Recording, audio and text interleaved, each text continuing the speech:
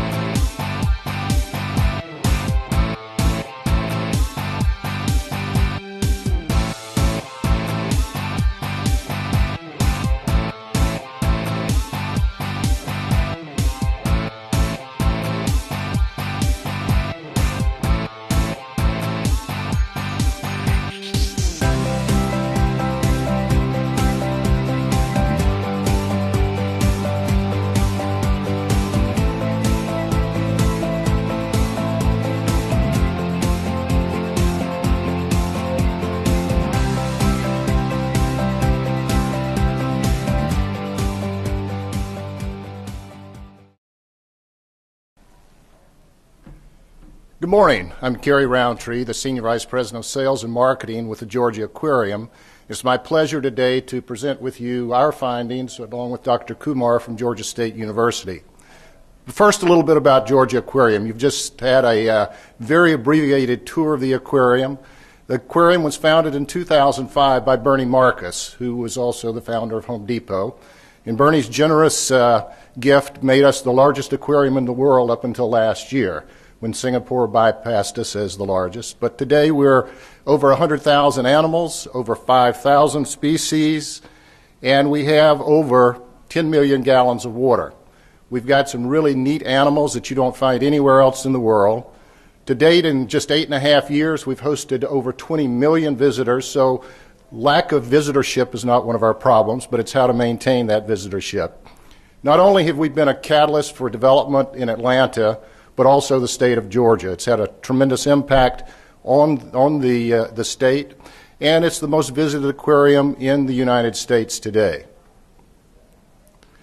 Today we're going to go through our project with you, and this is kind of the format that we will follow. First, we will look at the research and the background and the problem that we discovered and needed to deal with. Secondly, we will look at, is our marketing effort efficient? Are we doing the best job with the resources that we have available to us? Next, we'll look at who should we be attracting? Do we have the right customers? Next, where are those customers coming from? And then after that, how should we attract them? Are we using the right methodology to talk to our customer base? Next, look at our strategic recommendations. And then finally, what has the overall impact been? So here's our problem. At a mere 8 years old, attendance and revenue have been steadily declining, which is not unusual for an aquarium. After a launch and a few years of maturing, gradually you see attendance and revenue begin to fall. So what happened at Georgia Aquarium is pretty typical about what happens in other aquariums. After a few years, there's a stabilization, and then the status quo prediction can go from there of where do you expect your property, your museum, in this case your aquarium, to go. You see the same in attendance and revenue. That stabilization is there. So we were looking at the status quo, and can we change that status quo in 2013 based on the research that we were able to come up with. Further, as you add additional guests, you get a declining satisfaction rate of the guests that are coming. So how can we make people happy, but also bring more people into the building at the same time. So attendance and revenue come from two primary sources at the aquarium: ticket sales for our visitors and pass holders. Additionally, they spend money once they're in the building. We also have a number of interactive programs that engage the guests personally with animals, whether it be with dolphins, sea otters, actually swimming with those big whale sharks and manta rays that you saw. So there are a number of sources for revenue. We looked at data for 5 years of attendance and where these customers were coming from. And from that, we came up with the following goals. How do we increase attendance and revenue and maintain or grow customer satisfaction both short-term and long-term? But we had some constraints that we as the aquarium placed on the project. First, we were not going to change our ticket price.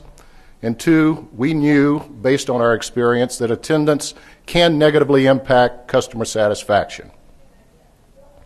Therefore, we looked at objective one. That was to identify and attract the most valuable customer and pass holder in order to manage our acquisition efforts and acquisition cost. And objective two was identify the most effective media and media strategies to spend the limited dollars that we did have to attract our customer. Dr. Kumar will come now and guide you through the process we went through to get to our conclusions. Thank you, Kerry. So the way the marketing science modeling process was implemented in Georgia Aquarium was very unique. Usually a company implements one set of models, but here we face the challenges of implementing 4 to 5 different kind of marketing science models, and we had to make them all sync and work together. So first, we look at, the first question is, they told us we need to improve our attendance and revenue. So what is the easiest way to look at is that, hey, can you increase the size? Can you increase more species? And so there are a lot of things that we can easily ask questions. So the first question is, given the inputs that they have, are they efficiently operating? And compared to other aquariums, also, are they efficiently operating? Was the first thing. So we had to resort to marketing science approaches using data envelopment analysis, as well as you have to have competitive analysis to see that are they declining because competition is stealing customers from them. And then in the second phase, we looked at, okay, if we have to attract more customers, more traffic, high-value pass holders, so how do we go about finding them? So we had transaction data for the last 5 years, and obviously we take part of that as an estimation sample and then remaining as a holdout sample to see how we can measure the lifetime value of the pass holders. Build a model and should be able to predict it. So that's what, set of a series. Within this lifetime value model itself, you had 3 sets of models.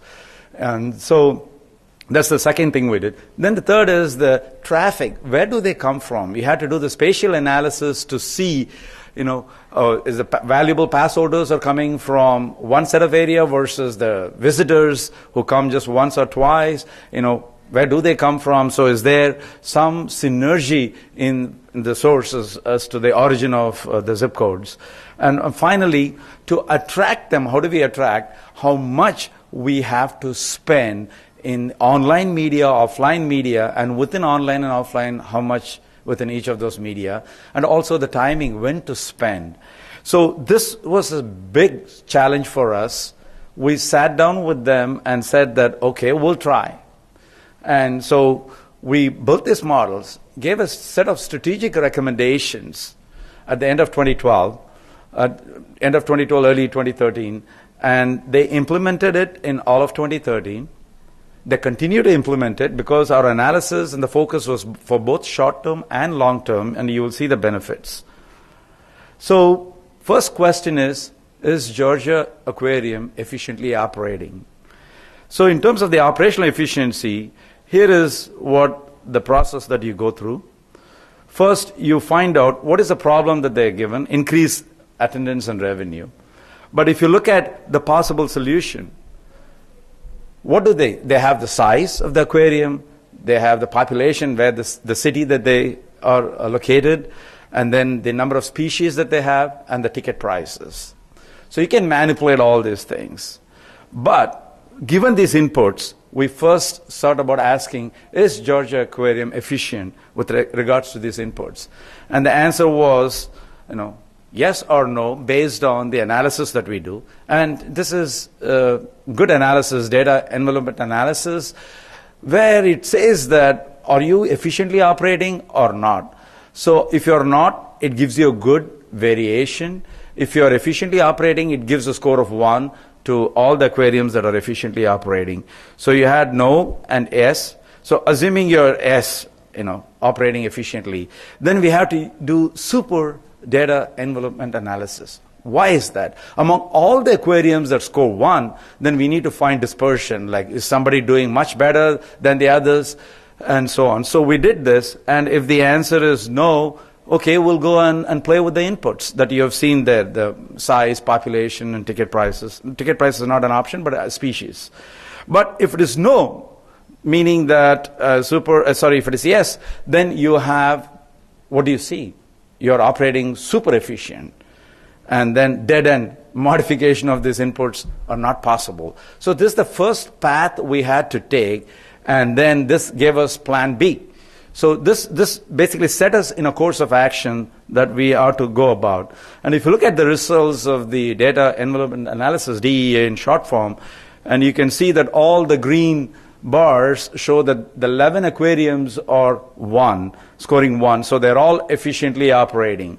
Then we had to further take these 11 aquariums and do the super DEA, and then you will see that the values range from, like in terms of the dispersion there, 0.88 to 1.96, with Georgia Aquarium scoring, so the mean average is about 1.1, and Georgia Aquarium again at the top there. So the problem here was that, okay, here are the inputs that we talked about, and the inputs were selected based on whether we can compare all the aquariums, 19 aquariums, we need to have similar inputs, and also the management, which said that these are the parameters that we have to play with. So the unique problem is already super efficient, it cannot be modified, so where can we find additional people, additional money? And this is a big challenge. So what about competition? So the logical question is, can we steal from competition, or are they stealing from us?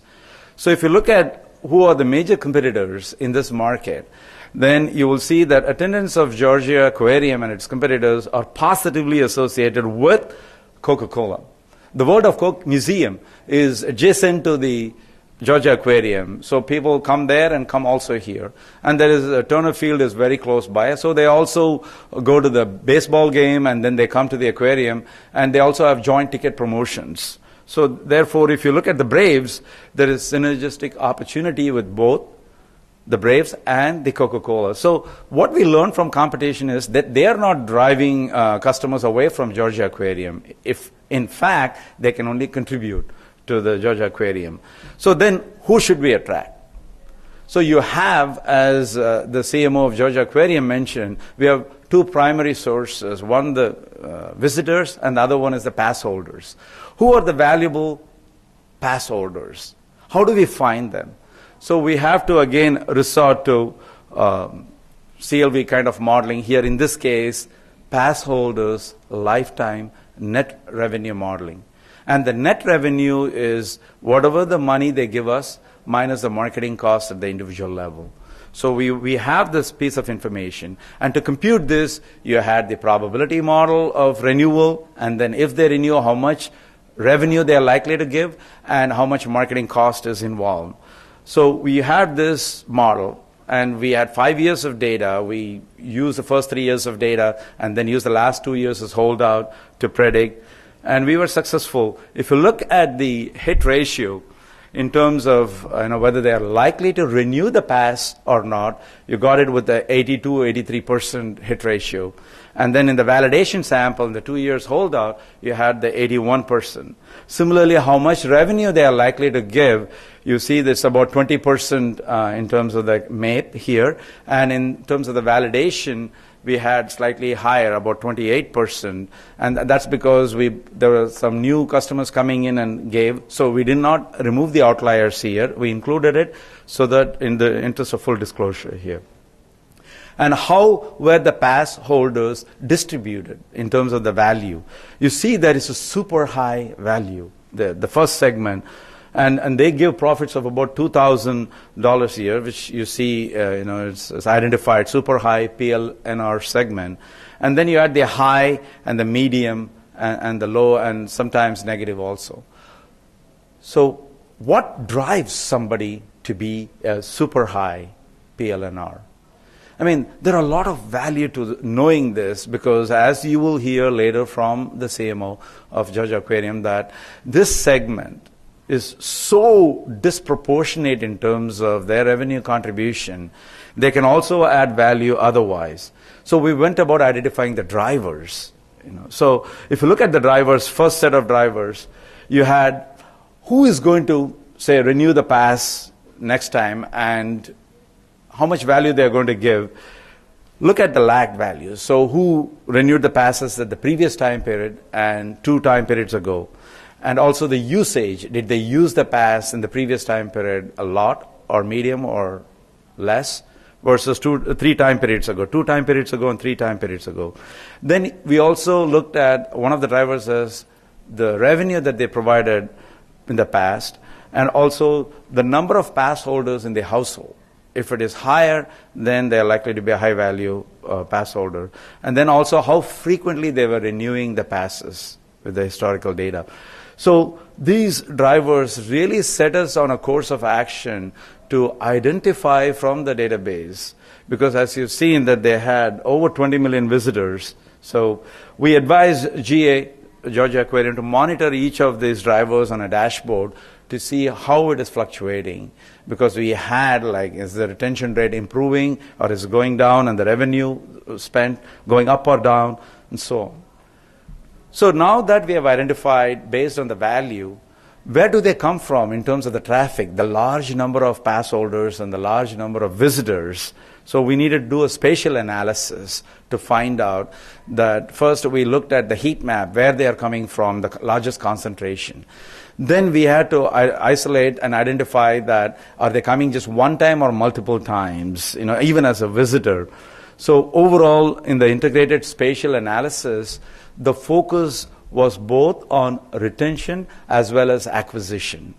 And so in terms of the source of origin, where they come from, if you look at the visitors, we mapped, based on the analysis, top 50 zip codes in the greater metro area for the visitors. And then we also mapped the top 50 zip codes for the pass holders.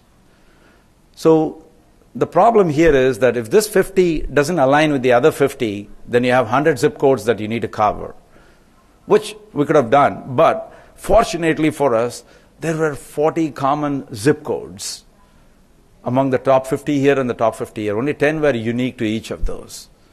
So what does this give us? This gives us a tremendous opportunity to profile the people there. Who are the visitors? Who are the high-value pass holders? We have profiled them with demographic information based on the origin, where they come from, and the survey data that we collected. And lo and behold, we were able to find information for acquisition strategy too. We were able to find 39 more lookalike zip codes for acquisition. So they don't have to fish in the same pond over, but 39 other zip codes. And it'll take a lot of time to get everybody into that. That's why it's both a long-term and a short-term strategy. That what you see here is the benefit that we provide. So how should they attract? Now that you know where to go and look for them and who to look for, then how you're going to go about using the media. So if you look at the media, they use both online and offline. But the modeling challenges in terms of marketing science is that first you have the interaction effects across this media that you need to model. We take care of that in terms of the nonlinear media mix optimization model. Then you need to account for the endogeneity of this media spend. And if you ask Mr. Cary Roundtree, he will say that, yeah, our media spend this year is a function of how much we spent last year, how much attendance we got. So the classical problem that we face, in this endogeneity, and we model that endogeneity also using a control function approach, which I'll elaborate in a second.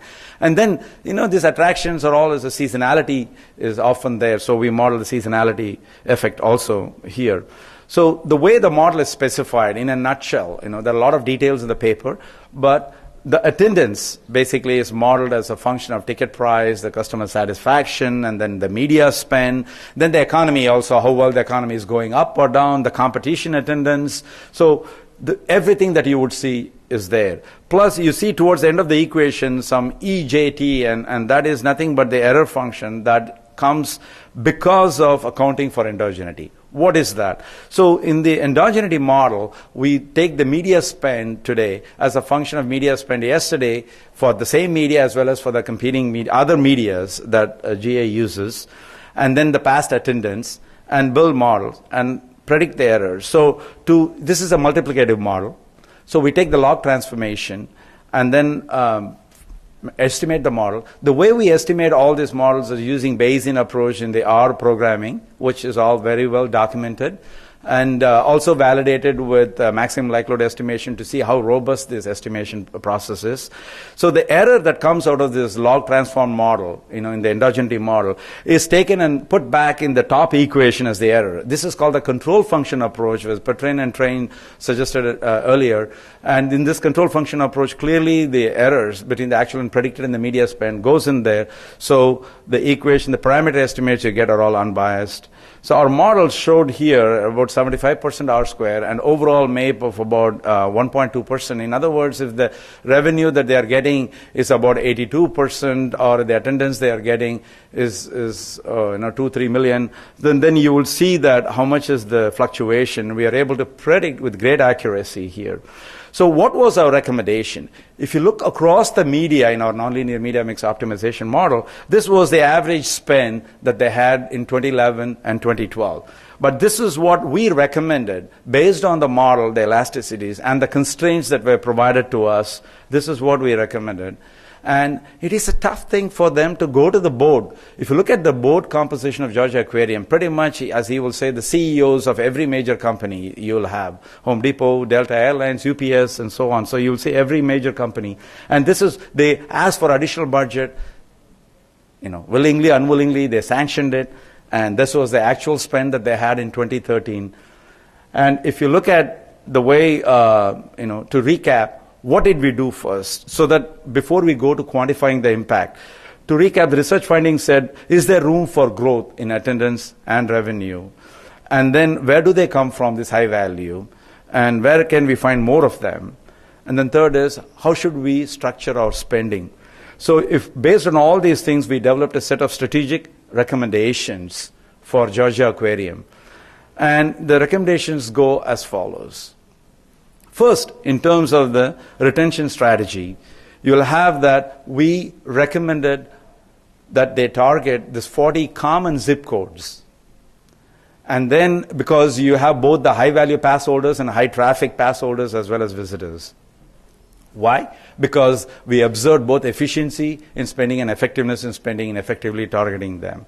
Then, for acquisition purposes, we also told them target the 39 lookalike zip codes. So we had both acquisitions and retention taken care of, both short run and long run in terms of the net revenue, lifetime net revenue modeling. So how were the recommendations implemented? Here I'm going to tag team with the CMO of Georgia Aquarium to say that what happened, I'll tell you, and then he'll give you an example. We continue to collaborate with the World of Coke as well as Atlanta Braves to bring in more visitors. VK mentioned earlier that we had a package with the Braves. Not only did we have a package with the Braves, we added a couple of other attractions in the city with the zoo and Six Flags over Georgia.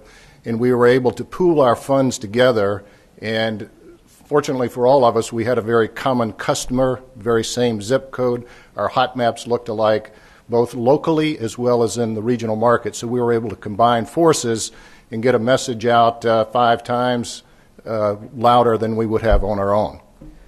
For pass holders, again, if you look at it, we implemented a differentiated marketing strategies across the segments. Because if you look at the strategy that you mentioned that came out of phase 1 analysis, for the differentiation strategy on the pass holders revenue, it came from phase 2 lifetime net revenue modeling analysis. And how did you differentiate? Our pass holders told us they wanted to hear a different message than the general message that was going out to the public.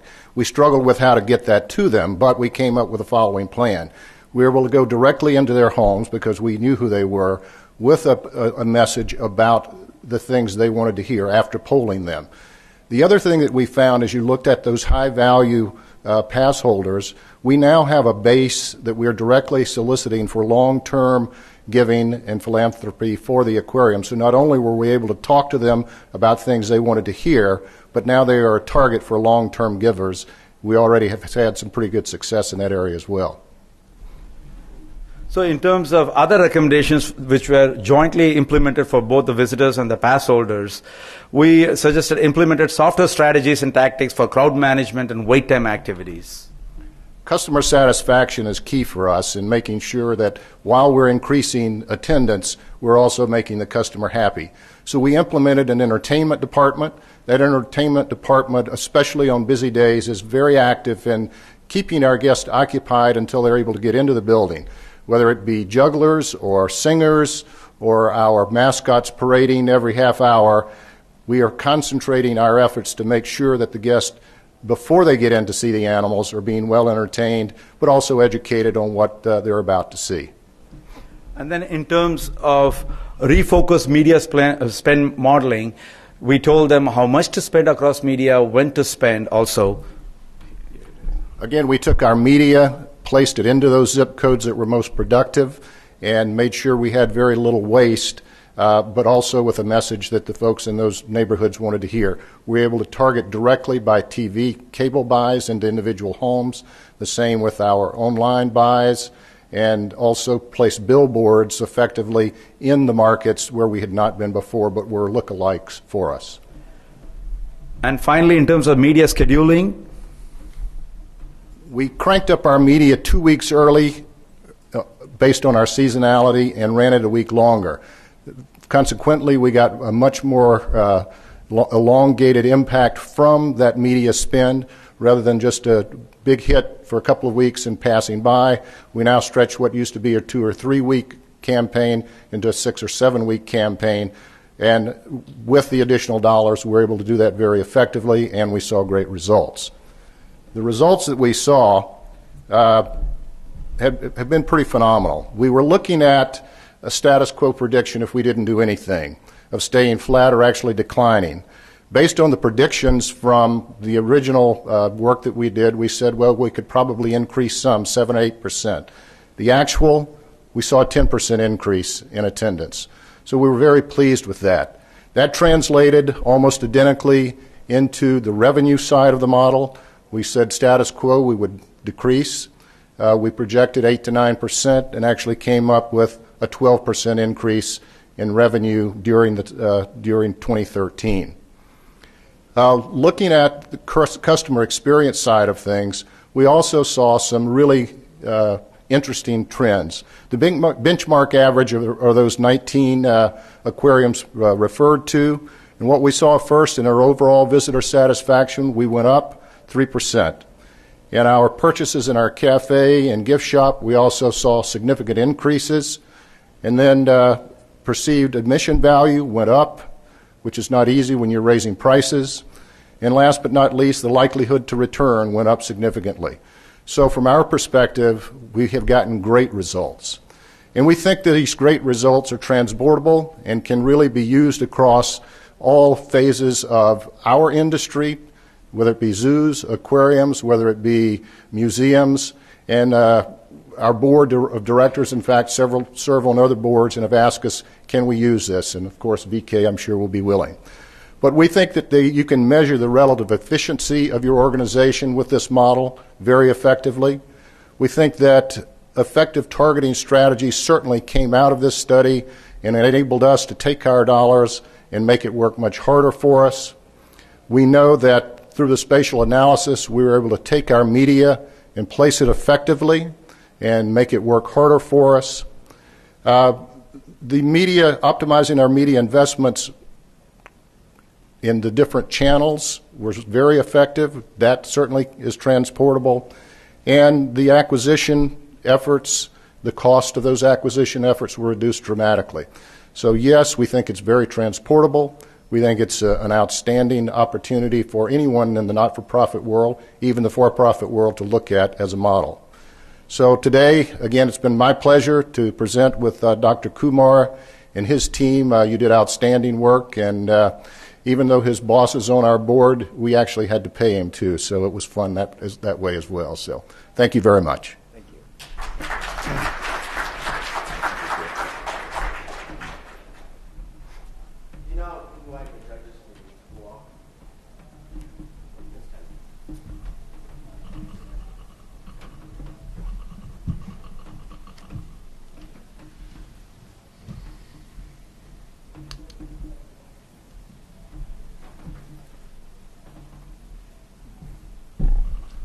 Yeah, thank you for an outstanding presentation.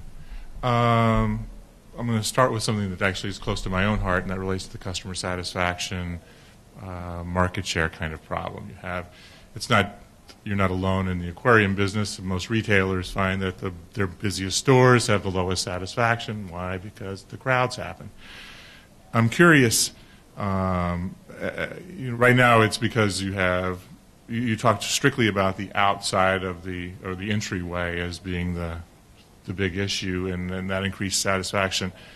But at some point, the crowd is going to ultimately override that piece. So think of it as a toy store. They might have people entertaining at the Superstore Toys R Us in New York City, but at some point the crowd is so large that it's not fun for the children anymore.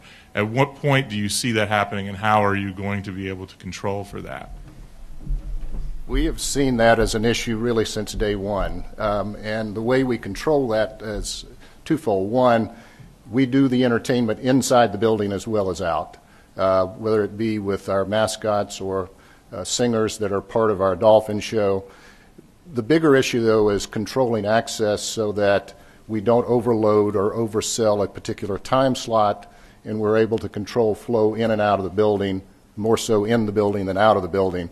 But we have a maximum number that we allow in the building at any point in time, so we're able to structure our sales process, ticket selling process, so that we don't oversell a time period and get too many people in the building at one time.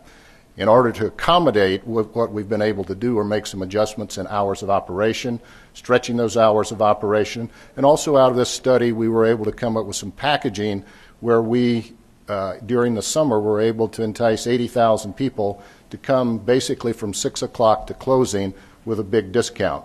So by changing pricing on tickets, changing timing on tickets, we're able to spread out that crowd, especially in the summer months. For example, the month of July, we do 320,000 people in a month. So it was imperative to us to spread those out, and we're able to do that through pricing and changing hours and moving those people to later in the day or early in the day based on a more dynamic pricing model. I had a related question. I heard what you said, but I was not sure because our focus is on the study. What did the study reveal about negative externalities and congestion and those sorts of things, and how did that impact any of the actions that you took? So we had there's both a qualitative and quantitative components to this. In the survey they have done every year with customer base, there are a lot of inputs given to that went into the model in terms of the externalities. The externalities, the way, if I interpret your question correctly, comes from both what outside the control of this Georgia Aquarium is. Am I interpreting it correctly, your question? Or? No, I'm just curious as to what did the study reveal? The models that you implement and all of those things. What did they say about? What the model shows is day of week and attendance are directly related. So we were able to look at every day of the week basically and tell customer satisfaction by day of the week, by time of day, and from that apply those to the entertainment ideas, to the pricing ideas, to the spreading out the attendance ideas. And I also have a related question, and it was interesting that the question that Tim asked, he thought of a retailer, facing similar problems. So, given that this is a museum, and given that context, I thought you would be looking at something more than revenue and attendance in terms of the outcomes that you would look at, right? But I was not sure, how again, the model informed, those sorts of things, education or any other goals that the museum might have. Yeah, your education. Well, the education side is certainly front and center for what we do as a business. When the aquarium was founded, Mr. Marcus had 4 basic principles in his mind. One, we had to be the best entertainment venue in the world. Following that would be education, research, and conservation. Education, research, and conservation cannot support themselves. So in order to be the best in the world at those 3, being the best in entertainment is where we needed to be, so that the revenue was there to be able to not only operate a great and efficient facility, but then have the dollars to flow into the other 3. And that's really why this study was done, is because we saw the entertainment side, which relates to ticket sales and revenue, declining, and we didn't want to see that decline because we wanted to continue to build the education, the research, and the conservation side of the aquarium. Yeah, just to add to that, in the model itself, at each stage of the model, we had this qualitative, which you call it survey-based information that was provided to us over time. So we use that as input also. Just because in the final model, because of collinearity, satisfaction was subsuming all the other effects. But yes, as you saw in the last slide, in the overall customer experience factor impact, we had likelihood to return, and how much they are willing to spend, and how much they are satisfied, and are they willing to also refer. All those things were brought in, and we saw this is one of the studies where both quantitatively we saw a bigger impact and qualitative factors also, which when we told them that we can work towards increasing attendance and revenue, but qualitative factors, I don't know, but it also happened very nicely. There was an acquisition retention component to this, and I may have missed it in the slides. How did that balance out for the 10% increase in attendance? What percentage was driven by the new markets? What percentage was driven by an increase in the pass holder retention, that sort of thing? We saw an almost equal increase across the board in each of those, which was very satisfying for us to know that while we were focused on the pass holder side and developing the new markets, we saw an across-the-board increase, which was probably the best result we could have seen.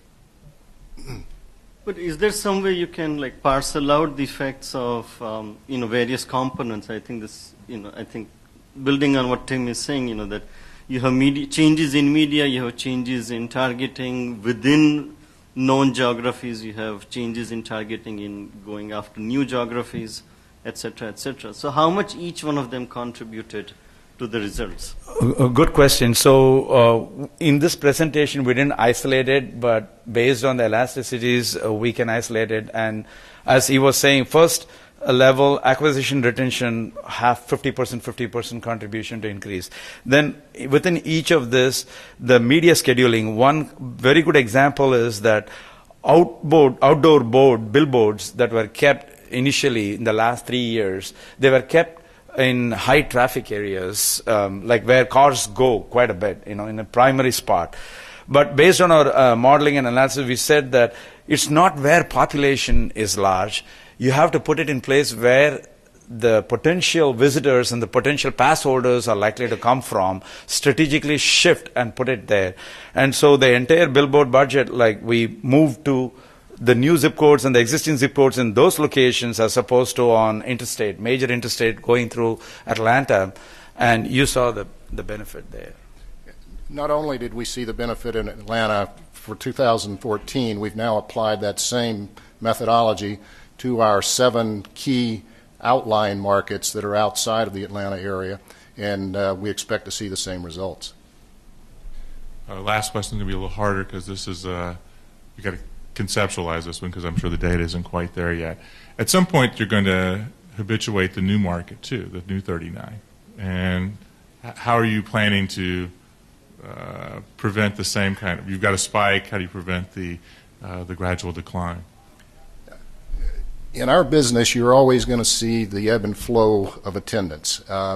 So we know where they are, we know the message they want to hear, so we have to be much more direct in the messaging rather than general in our messaging. So in our television and our radio, we've gone to very retail-oriented messaging versus more image and brand messaging. Brand messaging is still the driver on our billboards, but in every other medium that we're able to use now, it's a very direct message, very retail message about price, about opportunity, about new animal, so that we are talking directly about the things that the customer wants to hear. Will it prevent erosion? Who knows? The other thing that we are fortunate in that our marketplace continues to grow and grow pretty rapidly. We're projected to gain 2 or 3 million people over the next 8 to 10 years, so we'll be talking to those new folks as they come to town as well. Yeah, and another important point that you raised is the fact that this business, or either it's a zoo or a museum or art exhibition or aquarium, the biggest benefit here is that we go to this place. Why do we go to this place 2 or 3 times a year? Because they have new species, new exhibits, new entertainment inside. So every time we go, the experience varies. So even if the geographical saturation occurs, but the repeat visits keep coming as long as we keep changing the exhibits. And there is a pattern at which they keep doing it. But in the future, definitely at any place, the well dries up. And we need to think of reinventing strategies. But for now, we have both the acquisition and the retention conquered, both short-run and long-term conquered, and both attendance and revenue, as well as which is a quantitative and qualitative factors, which is customer experience factors, also maximized. There'll be time for 1 or 2 questions from the audience. Are there any questions?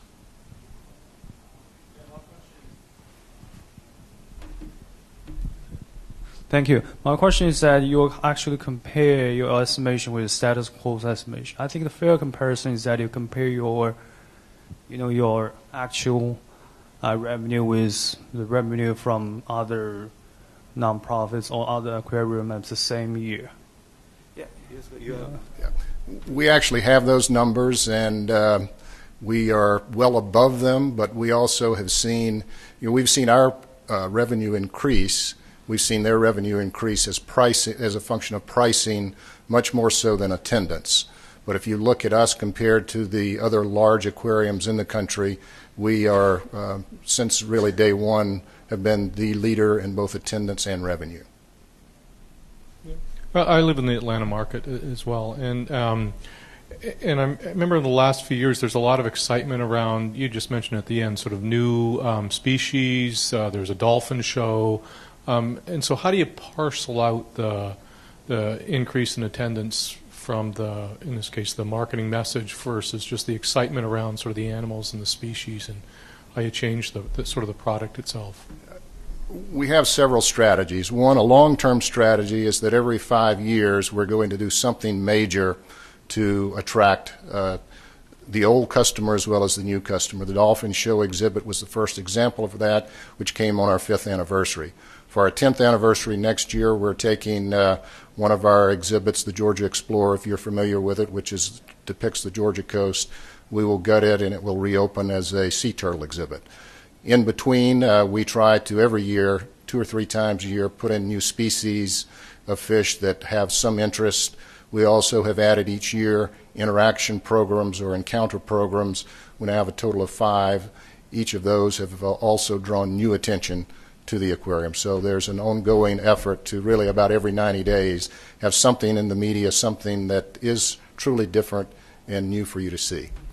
Yeah, so it's a very good point. So in terms of 2013, there's no major changes made in the aquarium. These are minor changes that they keep making just to communicate, and that is part of the aquarium, that it's very well advertised and so on. So those effects are already factored in the historical data as the changes due to those 90-day changes. So that is accounted for in the model, is reflected. So we can confidently say, and you can observe, that there was no something newly brought in that kicked it up or down. It's nothing like that. So we also have a changing exhibit area, which we change every year with a temporary type exhibit. The other piece of our marketing effort that is now in its third year is we have our own television show, which is nationwide, Saturday mornings on ABC, starring Jeff Corwin. It's called Ocean Mysteries with Jeff Corwin from Georgia Aquarium. That has, we've seen a great impact from that as well, moving our national attendance outside of the southern region from about 13% to 18% in 2.5 years. Thank you very much.